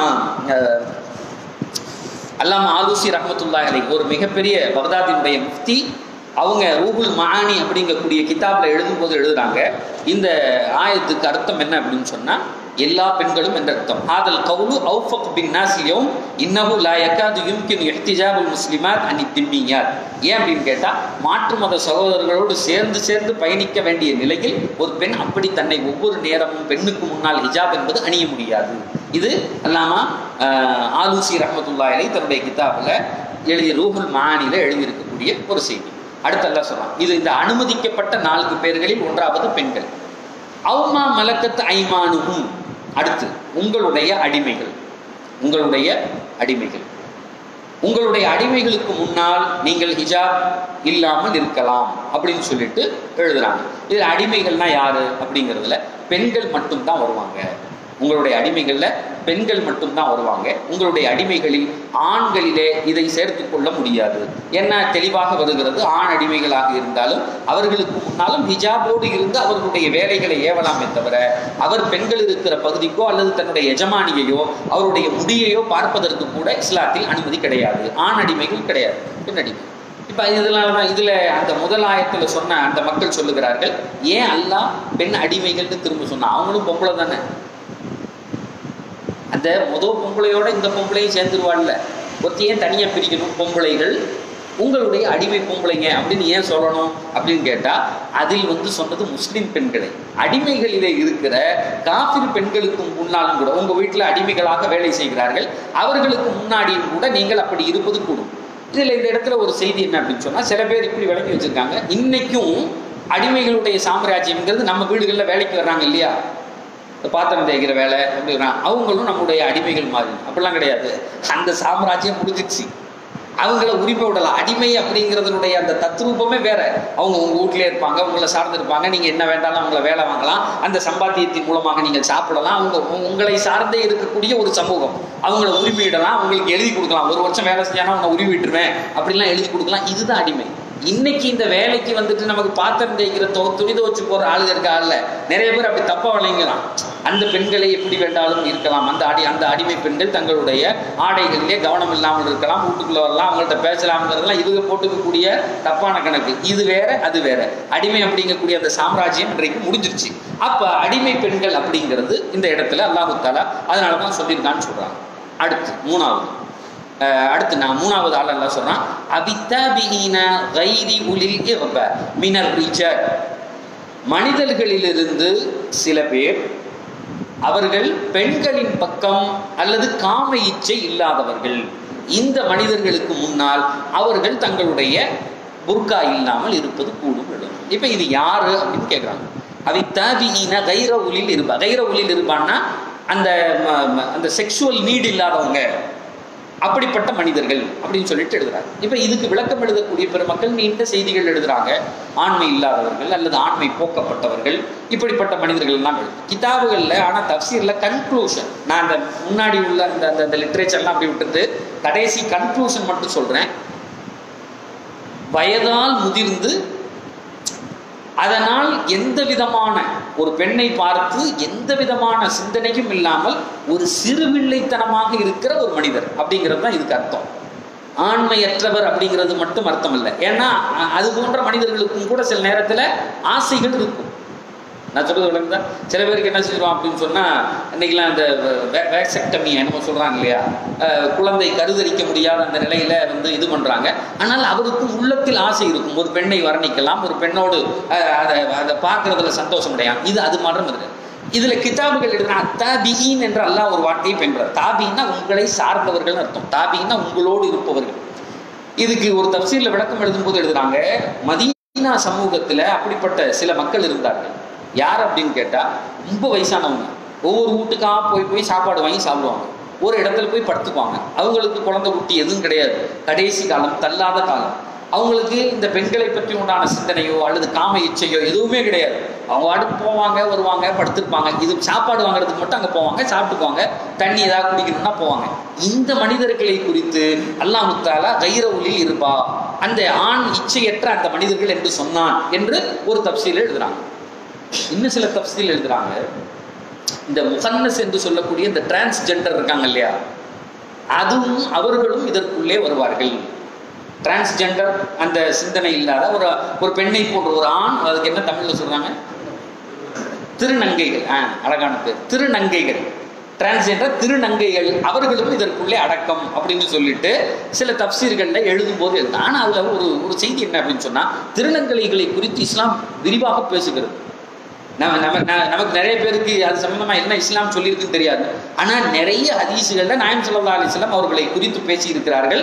ஃபிக்ஹ் சம்பந்தமாகவும் இவர்கள் யார், இவர்களோடு எப்படி நடந்து கொள்ள வேண்டும், இவர்களுடைய திருமண பந்தம் என்ன, இவர்களுடைய வாழ்நிலையோடு இந்த சமூகம் எப்படி போக வேண்டும் என்பதை குறித்து நீண்ட செய்திகளை இஸ்லாம் பேசுகிறது. அது பேசுறதுக்கு இது சந்தர்ப்பம் இல்லை, இன்ஷா அல்லாஹ் ஒரு நாள் அதை பேசலாம். ஆனால் இந்த இடத்திற்கு தோதுவாக ஒரு செய்தியை மட்டும் இந்த இடத்துல, நாயகம் ஸல்லல்லாஹு அலைஹி வஸல்லம் அவருடைய காலத்திலேயும் டிரான்ஸ்ஜெண்டர் இருந்தாங்க, திருநங்கைகள் இருந்தாங்க. ஒரே ஒரு ஹதீஸ் மட்டும், உம்மு சலமா என்று சொல்லுகிற பெருமானாருடைய, நாயகம் ஸல்லல்லாஹு அலைஹி வஸல்லம் அவருடைய மனைவி, அவர்களுடைய வீட்டில் பெருமானார் ஒரு நாள் இருந்தாங்க. அண்ணன் நபி ஸல்லல்லாஹு அலைஹி வஸல்லம் கான இந்த பைத்திஹ, அந்த உம்மு சலமாவுடைய வீட்டில் ரசூலுல்லாஹ் உட்கார்ந்துட்டாங்க. வஃபில் பைத்தி முகன்னசுன், அந்த வீட்டினுடைய இன்னொரு பகுதியில் ஒரு டிரான்ஸ்ஜெண்டரு வந்து இருக்காங்க, அந்த திருநங்கை. அந்த அம்மா எப்போதும் வந்துட்டு போகிறது வீடுகளுக்கு, நபிமார்களுடைய மனைவிமார்கள் வீடுக்கெல்லாம் அந்த அம்மா வரும் போகும். அந்த திருநங்கை அங்கே இருக்கிறது. ஃபகால் அல் முஹன்னசு லி அகி உம்மி சலமத அப்துல்லா, அப்துல்லா என்று சொல்லுகிற உம்மு சலமாவினுடைய சகோதரர் வெளியே உட்கார்ந்துருக்காரு. நாயகம் ஸல்லல்லாஹு அலைஹி வஸல்லம் வீட்டுக்குள்ளே இருக்காங்க, ஒரு சார்ந்த பகுதி. அந்த முஹன்னஸ் அப்போதைக்கு வந்திருக்கு, அப்துல்லாவும் அங்கே இருக்கார். அந்த அப்துல்லாட்ட இந்த அம்மையார் சொல்லுது, இந்த வந்த இந்த டிரான்ஸ்ஜெண்டர் பொம்பளை, அந்த பொம்பளை சொல்லுது, அந்த திருநங்கை, இன் ஃபதஹல்லாஹு லகுமுத் தாயிஃப் கதன் அதுல்லுக அலா இப்னதி கைலான், ஒரு காலம் வரும், தாயிஃபினுடைய அந்த பகுதி நம்முடைய கைக்குள்ளே வரும், தாயிஃபினுடைய பகுதியை நாம் வெற்றி கொள்வோம், நீங்கள் வெற்றி கொண்டால் கதன் அதுல்லுக அலா இப்னதி கைலான், அந்த தாயிஃபினுடைய பகுதியினுடைய தலைவராக இருக்கிற கைலானுடைய மகளை நான் உனக்கு அறிவித்து தருகிறேன். நம்ம இங்கிருந்து அங்கே போவோமா, வெற்றி கொண்டு அந்த ஊருக்கு போகும்போது அந்த ஊருடைய தலைவருடைய புள்ள, அது முக்கியமாக தானே இருக்கும். எந்த தலைவருடைய பொம்பளை பிள்ளையோ அல்லது ஆம்பளை பிள்ளையோ, அவங்க தான் காயின்ஸ், இங்கிருந்து தெரிகிற மாதிரி அவங்கள எல்லாருக்கும் தெரியும் இல்லையா. அந்த அம்மா சொல்லுது, அந்த கைலானுடைய மகளை உனக்கு நான் காட்டி தருகிறேன். ஏன் தெரியுமா, இது ஒரு ஃபேமஸான இந்த சொல்லோட, இந்த அரபியில இதுக்கு வந்து என்ன சொல்லுவாங்க, அந்த ஒரு வார்த்தை ஃபேமஸான அந்த புழக்கத்தில் உள்ள வார்த்தையை துக்பிலூபி அர்பஇன் வ துத்பிரூபி தமானின். அந்த அம்மா முன்னாடி நடந்து போனாள் என்று சொன்னால் அவளுடைய அந்த வயிற்றிலே 4 பகுதிகள் தெரியும். அவள் போய்விட்டான்னா அவளுடைய பின்பகுதியிலிருந்து 8 மடிப்புகள் தெரியும் அப்படின்னு சொல்லிட்டு ஒரு முஹன்னத் பெருமானாருடைய வீட்டில் இருந்து ஒரு திருநங்கை ஒரு பெண்ணை வர்ணிக்கிறார். அந்த சிச்சுவேஷன் விளங்குதா? இது அப்படியே ஹதீஸ்ல வருது. இட்ஸ் நாட் மை வேர்ட், இது அப்படியே ஹதீஸ்ல வரக்கூடிய ஒரு வார்த்தை. அவ முன்னால போனா 4 மடிப்பு தெரியும், பின்னால் இருந்தால் 8 மடிப்பு தெரியும்னு அதை ரசித்து அதை வர்ணிக்கக்கூடிய ஒரு வார்த்தையாக அந்த வார்த்தை இருந்தது. இது கேட்ட உடனே இதை கேட்ட உடனே பெருமானார் சொன்னார்கள், லா யதுகுலன்ன ஹாதா அலைக்கும். இந்த ஹதீஸ் புகாரியில் வருது. இதற்கப்புறம் இந்த டிரான்ஸ்ஜெண்டர், இந்த திருநங்கை உங்கள் வீடுகளுக்குள்ளே வரக்கூடாது, வந்தால் நீங்கள் பர்தாவோடு அவரோடு பர்தா செய்து கொள்ளுங்கள் என்று பெருமானார் உம்மு சலமா அவர்களிடத்திலே கட்டளையிட்டார். புரிஞ்சுச்சா ஏன் காரணம்னு? நாயகம் ஸல்லல்லாஹு அலைஹி வஸல்லம் அந்த மனோநிலையில் அது அல்ல, அது அதிகபட்சமாக பெண் சிந்தனையில் இருக்கிறது அப்படிங்கிறதுனால நாயகம் ஸல்லல்லாஹு அலைஹி வஸல்லம் அனுமதிச்சிருந்தாங்க. ஆனால் இந்த வர்ணனையை கேட்டவுடன் நாயகம் ஸல்லல்லாஹு அலைஹி வஸல்லம் சொன்னாங்க, இது பெண் சிந்தனையில் இல்லை, இது ஆண் சிந்தனையினுடைய வெளிப்பாடு. இனி இவர் வீட்டுக்குள்ளே வரக்கூடாது, யாரும் நீங்கள் முன்னால் நிற்காதீர்கள், நீங்கள் பர்தா செய்து கொள்ளுங்கள் என்று பெருமானார் ரசூலுல்லாஹி ஸல்லல்லாஹு அலைஹி வஸல்லம் சொன்னாங்க. அப்ப இந்த செய்தியின் மூலமாக என்ன தெரியுது அப்படின்னு சொன்னா, இதுல டிரான்ஸ்ஜெண்டர் அப்படிங்கிறது வரமாட்டாங்க. இதுல இந்த இடத்துல சொல்லி இருக்குது, மிக வயோதிகமான ஒரு ஆண், ரெண்டாவது எந்த வழியும் இல்லாமல் எந்த பெண்ணை பார்த்தாலும் அந்த சிந்தனை இல்லாம காடு வாங்குது வீடு போகுது அந்த கடைசி கால சிந்தனையில் இருப்பாங்க இல்லையா, அந்த மாதிரி மனிதர்களிடத்துல ஒரு பெண் சாப்பாடு கொண்டு வந்து போடும்போது, அப்படி ஒரு ஆண் சில நேரங்களில் வீட்டுக்கு சாப்பிட வருவாரு. எல்லா முசாபரும் இல்லை, எல்லா வயசானவங்களும் அல்ல. நல்ல ஒரு விஷயத்தை விளங்கணும், வயசானவர் பூரா இதுக்குள்ள அடங்குவார் இல்லை. எத்தனையோ வயதானவர்கள் மிக மோசமான சிந்தனைகளோடு இருக்கலாம். அதனால இஸ்லாம் சொல்வது அப்படிப்பட்டவர்கள் இல்லை. அடிக்கடி உங்களுடைய வீடுகளிலே வந்து சாப்பிடக்கூடிய, உங்களை சார்ந்து இருக்கக்கூடிய அந்த மனிதர்கள், அவர்களோடு நீங்கள் பர்தா செய்ய வேண்டிய தேவையில்லை. இது மூணாவது ஆள். இது மூணாவது ஆள். நான்காவது அல்லாஹ் சொல்றான், அவித்திஃப்லில்லதி லம் யظஹரு அலா அவ்ராத்தின் நிஸா. சிறு குழந்தைகள், அவித்திஃபில் அப்படின்னு சொன்னா சிங்குலர், குழந்தை. லம் யظஹரு அலா அவ்ராத்தின் நிஸா, பெண்களுடைய அங்க அவயங்களை குறித்தான எந்த சிந்தனையும் அறிவும் இல்லாத ஒரு குழந்தை, ஒரு வயசுக்கு அந்த பாலிகாகக்கூடிய சிந்தனை, அதாவது அந்த வயசுக்கு வருகிற பக்குவமோ அல்லது அதை சார்ந்து கொஞ்ச நெஞ்சம் இருக்கக்கூடிய அந்த பக்குவமோ இல்லாத குழந்தை, ஒரு பெரிய மனுஷன்ல ஒரு குழந்தை. அந்த குழந்தைகளுக்கு முன்னால் நீங்கள் புர்காக்கள் அணிய வேண்டிய தேவையில்லை. ஏன்னா அல்லாஹ் பின்னாடி ஒரு ஆயத்தில் சொன்னான், இதா பலகல் அத்ஃபாலு மின்குமுல் ஹுல்ம், உங்களுடைய குழந்தைகளே வாலிப வயதை அடைந்து விட்டால் நீங்க என்ன செய்யணும், அனுமதியோடு உள்ள வரணும்னு சொல்லணும். அதே போன்று மற்ற உங்களுடைய சொந்தக்காரர்கள், மஹரம் அல்லாத குழந்தைகள் உங்களிடத்திலே வந்தால் அவர்கள் ஒரு பக்குவத்தை அடைஞ்சி, இதுதான் இந்த பொருள், இதுதான் இது, இந்த அழகை ரசிக்க தெரிகிறது அல்லது வித்தியாசத்தை புரிய தெரிய ஆரம்பிச்சிட்டாங்க அப்படின்னு சொன்னா, அவர் பாலிகாக ஆகாவிட்டாலுமே அவர் அந்த சட்டத்திற்குள்ளே வரக்கூடியவர். இந்த குழந்தை அப்படிங்கிறது எதுவும் தெரியாத குழந்தை, இது ஆனா பெண்ணான்னு கூட தெரியாது, இது என்ன உறுப்புன்னு கூட தெரியாது.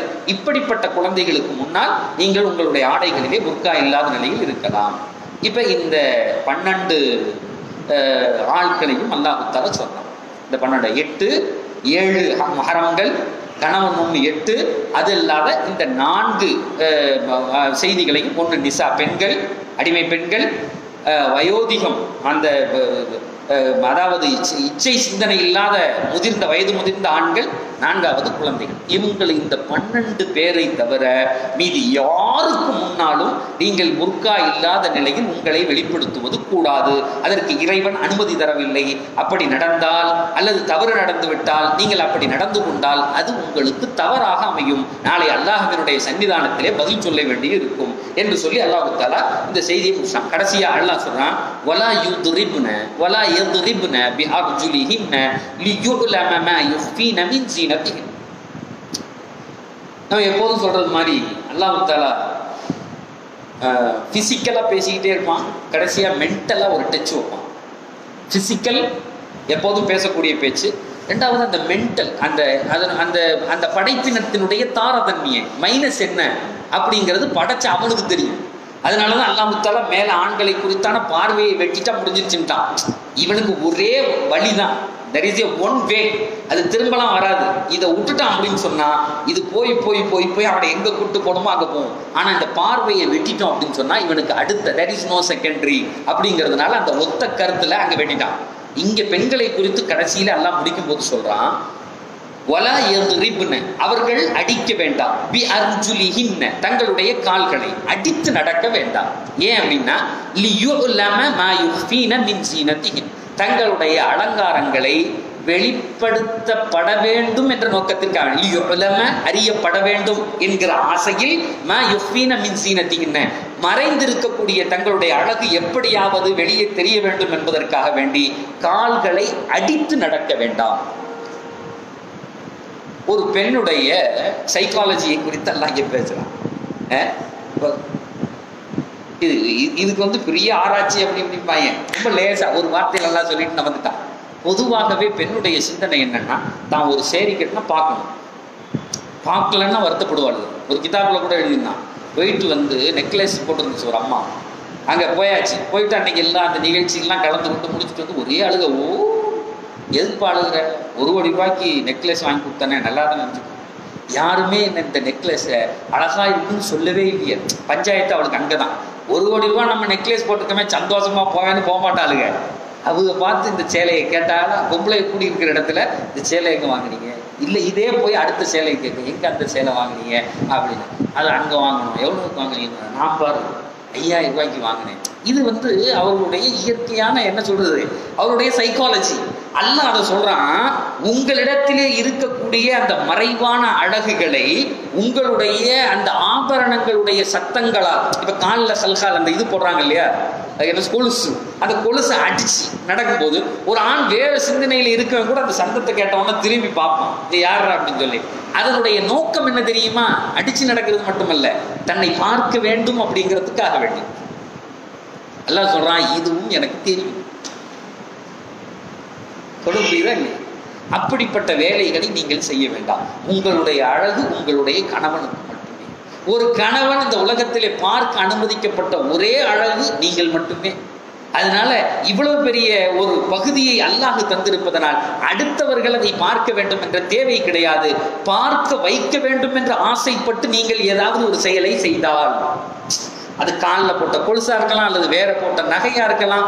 ஏன் அல்லாஹ் இதை சொல்றான்னா, சொல்லிட்டு சொல்றான், இந்த சிந்தனையை கூட இது போன்ற நீங்கள் அணிந்திருக்கிற அந்த ஆடைகள், அந்த அலங்காரங்களுடைய சட்டங்கள் கூட ஒரு ஆணுடைய மனதில் ஒரு மோசமான கிளர்ச்சியை ஏற்படுத்தி விடலாம். இதன் மூலமாக அவன் பாவத்திற்கு தூண்டப்படலாம். அது எங்கேயோ போய் முடியலாம்.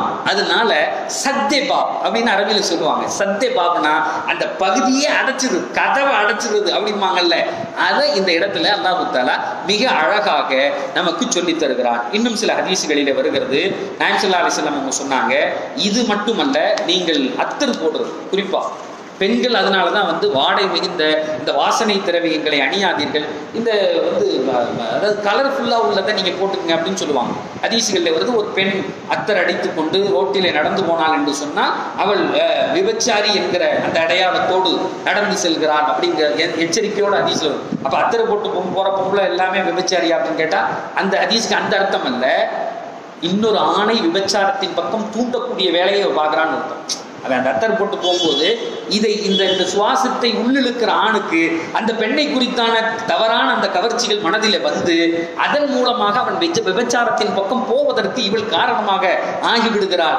ஆகவே நீங்கள் அத்தர் அடிக்க வேண்டாம். ஒரு பெண் அத்தர் அடிக்கலாம்னா தாராளமாக தன்னுடைய கணவன் இருக்கிற அறையில் அவள் எதையும் அடித்துக் கொள்ளலாம். இதெல்லாம் எங்க சொல்றது அப்படின்னு சொன்னா, பப்ளிக் பிளேஸ்ல வெளியே வரும்போது அவருடைய காரியம் மாற்றுவதற்கு, தொழில் செய்வதற்கு, படிப்பதற்கு, இப்படியெல்லாம் வருகிற போது ஒரு பெண் தன்னை எப்படி அமைத்துக் கொள்ள வேண்டும், யாருக்கு முன்னால் இருக்க வேண்டும் அப்படிங்கிறது தான் இந்த செய்திகள் நமக்கு சொல்லி தருகிறது. இரண்டாவது, அந்த புர்காவினுடைய விஷயத்திலையும் அவர் எழுதுகிறார், ஆடையும் மிக அலங்காரமாக இருந்து ஒரு ஆண் அதை பார்த்து விட்டு அதனால் ஒரு ஆண் சல்லாபம் அடையலாம் என்று சொன்னார். ஒரு பெண் அப்படிப்பட்ட ஆடைகளையும் அணியக்கூடாது என்பதாக இந்த தப்சீரினுடைய ஆயத்திலிருந்து எழுதக்கூடிய உலமாக்கள் எழுதுகிறார்கள். இதெல்லாம் முடிஞ்சு கடைசியாக அல்லாஹ் தஆலா முழு மனித சமுதாயத்தினுடைய அந்த மனோநிலையை குறித்து அல்லாஹ் இந்த இடத்துல பேசுகிறான். வதூபு இலல்லாஹி ஜமீஆ அய்யுஹல் முஃமினூன். இவ்வளோ பெரிய நீண்ட வசனத்தை அல்லாஹ் சொல்லிட்டு, ஆணுக்கு இது, பெண்ணுக்கு இது, அவனுடைய சைக்காலஜி இது, ஒரு பெண்ணுடைய சைக்காலஜி இது, யாருக்கு முன்னால் நிற்கலாம், யாருக்கு முன்னால் நிற்கக்கூடாது, இந்த சமூகத்தினுடைய அந்த ஓட்டைகளை எல்லாம் அடைத்து விட்டு ஒரு அழகிய சமூகம் சமைப்பதற்குரிய வழிகளை சொல்லி தந்த அல்லாஹ் கடைசியிலே சொல்றான், வதூபு இலல்லாஹி ஜமீஆ அய்யுஹல் முஃமினூன். மூமினான ஆண்களே, மூமினான பெண்களே, நீங்கள் 2 பேரும் அல்லாஹ்வினிடத்திலே பாவ மன்னிப்பு தேடுங்கள். எதுக்கு? கிதாபுகள் எழுதுறாங்க, முன்னாடி காலத்துல இது மாதிரி தவறுகள் நடந்திருந்தா அதுக்கு நீங்க பாவ மன்னிப்பு தேடிடுங்க. ஏன் அப்படின்னு சொன்னா, உலகத்தில் ஒரே செய்தி தான், நீங்கள் எந்த விதவிதமான பாவங்கள் செய்தாலும் கூட அல்லாஹ்விடத்திலே யா அல்லாஹ் என்னை மன்னிச்சுக்க அப்படின்னு சொன்னா அல்லாஹ் உங்களை மன்னித்து அன்று பிறந்த குழந்தைகளாக ஆக்கி விடுவார். நாயகம் ஸல்லல்லாஹு அலைஹி வஸல்லம் அவர்கள் 70 தடவை இறைவனிடத்திலே பாவ மன்னிப்பு ஒவ்வொரு நாளும் தேடினார்கள். தனக்கல்ல, தன்னுடைய அந்த சஹாக்களுக்கு காட்டுவதற்கு. ஒரு நபி எப்படி தேடுறேன் பார். ஹதீஸ்கள்ல வருது, ஒரு சஹாபி சொல்றான், நான் உட்கார்ந்து எண்ணிக்கிட்டே இருந்தேன். பெருமானார் 70 தடவை அன்றைக்கு பாவ மன்னிப்பு தேடினார்கள், இஸ்திக்ஃபார் செஞ்சாங்க மஜ்லிஸ்ல. அப்ப இதன் மூலமாக இரண்டாவது இந்த இடத்துக்கு ஒரு இமாம் இதில் அழகா எழுதுறாரு, தூபு இலல்லாஹி ஜமீஆ. மற்ற எல்லா பாவங்களுமே ஏதாவது ஒரு வகையில் வெளியே தெரிவதாக இருக்கும். ஆனால் இந்த செக்ஷுவல் சிந்தனை இருக்கிறதே ஒரு மனிதனுடைய மனதுல உள்ள அமைஞ்சிருக்கு, தெரியாது. நல்ல பெரிய தாட்டி வச்சு தொப்பிலாம் போட்டு அப்படின்ன உடனே இவனை பெரிய அவுளியான்னு நினைச்சுக்குவாங்க. ஆனா உள்ள சாக்கடை ஓடிக்கிட்டு இருக்குங்க. இந்த ஆயத்தை வச்சு எழுதுறாங்க, தெரியாது. ஒரு மனிதனுக்கு இருக்கிற இந்த மனோநோயை யாராலும் விளங்கி கொள்ள முடியாது. ஒண்ணு அவனா போய் யார்கிட்டயே சரண்டர் ஆகணும், உஸ்தாதுகள்கிட்ட, யார்கிட்ட படிக்கிறாரா, யார்கிட்ட ஓதுறாரோ, அல்லது பெத்த தகப்பன்கிட்டயே போய் சொல்லணும், எனக்கு இது போன்ற ஒரு சிந்தனை வந்து கொண்டே இருக்கிறதுனா தான் வெளி உலகம் விளங்கும். ஆனா அல்லாஹ் இந்த இடத்துல சொல்றான், அப்படி நான் உன்னை அசிங்கப்படுத்துறதுக்கு விரும்பல, இப்படி ஒரு சிந்தனை இருக்கா, என்னிடத்திலே பாவ மன்னிப்பு கேள், உன் பாவத்தையும் மன்னிப்பேன், அந்த சிந்தனையும் தொடை தெரிவேன். புரியுதா? இது எதுக்கு அல்லாஹ் ஜமியா எல்லாத்தையும் சேர்த்து அல்லாஹ் ஏன் சொன்னான்னா, இந்த நோய் உள்ளவர்களை தனியாக குறிப்பிட்டல்ல, நீங்க என்கிட்ட வந்து பாவ மன்னிப்பு கேளுங்க, நான் பாவங்களையும் மன்னிப்பேன், அந்த நோயையும் அகற்றுவேன். உன் வாத்தியார்கிட்ட போக வேண்டியதில்லை, உங்க அத்தாட்ட போக வேண்டியதில்லை, யார்கிட்ட போய் உட்காரணும் தேவையில்லை, அந்த வேலையை நானே செய்வேன். இல்லை அப்படின்னு சொன்னா அதுக்கு ஒரே வழி, தங்களுடைய ஆசிரியர்களிடத்திலே போய் தங்களுடைய மனதை திறந்து, எனக்கு இப்படி ஒரு சிந்தனை இருக்கிறது அப்படின்னு சொல்லிதான் அதிலிருந்து அவர்கள் வடிகால் தேட முடியும். அது ஆணாக இருந்தாலும் சரி, பெண்ணாக இருந்தாலும் சரி. இல்லைன்னா அந்த நோயை அறிந்து கொள்ளவே முடியாது. இவனை கபூர் வரையும் கொண்டு போகும் அந்த நோய். இது பத்தி தனியா பேசணும் அப்படின்னு சொன்னா கிதாபுகள் எழுதும் போது தான் ஹுஸ்ன் பரஸ்தின்னு எழுதுவாங்க. அழகின் அடிமைகள், ஹுஸ்ன் பரஸ்தி. எவ்வளவு பெரிய ஒரு மனிதரையும் அது அந்த அழகு அடிமையாக ஆக்கிவிடும். அதுக்கு பின்னாடி உலகத்தில் செத்தவர்கள் உண்டு. அதுக்கு பின்னாடி அன்னைக்கு தான் ஒரு இது பார்க்கும்போது அந்த கிளியோபட்ராவை பத்தி எழுதியிருந்தான். அவருடைய அந்த கபர்ஸ்தானுக்கு மேல எழுதி வச்சிருக்காங்க, இதே மாதிரி ஒரு அழகி இங்கே தூங்குகிறாள், இவள் மட்டும் விழித்திருந்தால் அந்த ரோமானிய சாம்ராஜ்யம் இங்கே தூங்கி கொண்டிருக்கும். ஒரு அழகி இங்கே தூங்குகிறார், இவள் விழித்திருந்திருந்தால், உயிரோடு இருந்திருந்தால் ரோமானிய சாம்ராஜ்யம் உள்ள செத்து கிடப்பாங்களாம். இயற்கை. அப்ப அப்படி இழுத்து போகக்கூடிய ஒன்று. அல்லக்கும் துப்ளிகும் கடைசி அல்லாஹ் சொன்னா, நீங்கள் இப்படி செய்தால் அல்லாஹ் உங்களை காலம் காலமாக வெற்றி அடைகிற ஒரு மனிதர்களாக, உங்களுடைய வெற்றிக்கு இதுதான் வித்து என்கிற செய்தியை சொல்லி அல்லாஹ் தஆலா அந்த செய்தியை முடிக்கிறான். இதற்கு பின்னாடியும் சில செய்திகள் உண்டு. நாயகம் ஸல்லல்லாஹு அலைஹி வஸல்லம் அவர்கள் சொன்னார்களே, பாவ மன்னிப்பு தேடுங்க அப்படின்னு சொல்லிட்டு. எதற்காக? ரெண்டாவது, அன்னைக்கு ஒரு சகோதரர் ஒரு கேள்வி கேட்டார்.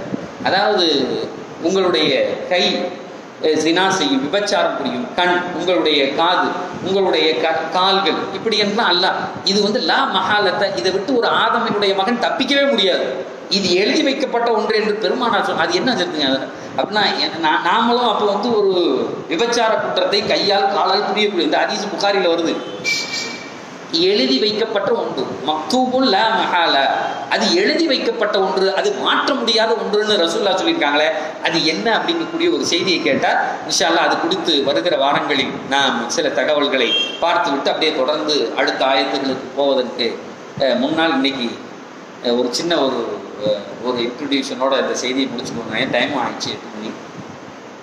நம்முடைய இந்த மஜ்லிஸுக்கு ரெகுலராக வரக்கூடிய மரியாதைக்குரிய நம்முடைய கமருஜமான் டாக்டர் அவங்க பெஸ்ட் டாக்டர் அவார்டு வாங்கினாங்க அப்படின்னு சொல்லிட்டு ஒரு தகவல் வந்துச்சு, அது சொன்னாங்க. அதனால இந்த டீமில் நம்மளோடு ரெகுலராக பயணித்து கொண்டிருக்கக்கூடிய அந்த மருத்துவர்களில் மிகப்பெரிய சேவையை செய்யக்கூடியவங்கள கமருஜமான் டாக்டர், நம்ம மரியாதைக்குரிய டாக்டர் சார் இருக்காங்க. இவங்கெல்லாம் உண்மையிலே தே ஆர் வெரி சப்போர்ட்டர்ஸ். இவங்கெல்லாம் வர்றது தான் நமக்கு பெரிய அந்த மன மகிழ்ச்சியும் அந்த சந்தோஷமும். அல்லாஹ் தஆலா இப்படி ஒரு வாய்ப்பை ஏற்படுத்தி அவங்களுக்கு ஒரு வாய்ப்பு, நமக்கு ஒரு வாய்ப்பு கொடுத்துருக்கேன். அல்லாஹ் தஆலா நமக்கு சொல்கிற வாய்ப்புனா முதல்ல எனக்கு கேட்டு சொல்கிற வாய்ப்புன்னு தான் நான் எப்போவும் சொல்லுவேன். அப்போ அதில் நம்மோடு பயணிக்கக்கூடிய ஒரு அருமை சகோதரர் டாக்டர் அவங்க ஒரு பெஸ்ட் டாக்டர் அவார்டு வாங்கியிருக்கிறதுனால இன்ஷா அல்லாஹ் ஒரு சின்ன ஒரு செய்தியாக ஒரு கிஃப்ட் அவங்களுக்கு நம்முடைய மஜ்லிஸ் சார்பாக கொடுத்துட்டு சார் ஒரு 2-3 வார்த்தை பேசுவாங்க நமக்கு இன்ஷா அல்லாஹ். அசத் வாங்க சாரிக்கு எடுத்துக்கணும்.